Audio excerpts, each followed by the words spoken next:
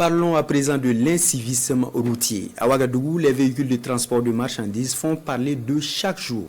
Des gabarits non homologués et des cargaisons qui s'éparpillent dans la nature. La majorité des camions sont anarchiquement transformés. Malgré la communication gouvernementale, force est de constater que le phénomène persiste. Jérôme Tindalou. De loin, l'on penserait à un camion en simple stationnement. Il faut s'en approcher pour se rendre compte que la tête de ce véhicule de transport de marchandises s'est désolidarisée de sa remorque, dont une partie du contenu est en vrac sur ce bas-côté.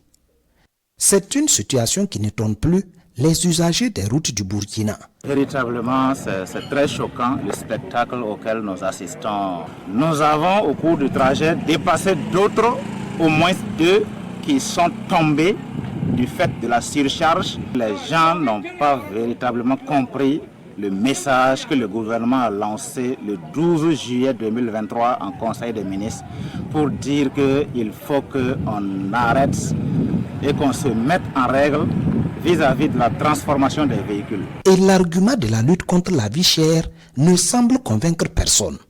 En tous les cas, pas le ministre en charge des transports. La surcharge a des incidences sur la consommation même en carburant, sur le coût d'exploitation de la voiture.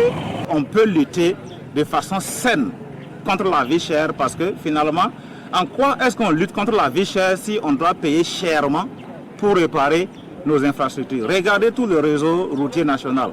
Les gens crient partout que l'entretien routier ne suit pas, mais ce n'est pas forcément vrai. C'est parce que nous avons des routes qu'il faut entretenir avant le terme d'intervention qu'il faille. Et ça, c'est dû à la surcharge. Quid des documents exigés par la législation pour ce type de transport? Aucun de ces véhicules rencontrés n'est à jour de sa visite technique. Après une transformation anarchique de 4 à 6 essieux, comme c'est le cas ici, les propriétaires ne sont plus répartis au CCVA. Le gain passe-t-il avant la vie des conducteurs et celle des usagers de la route?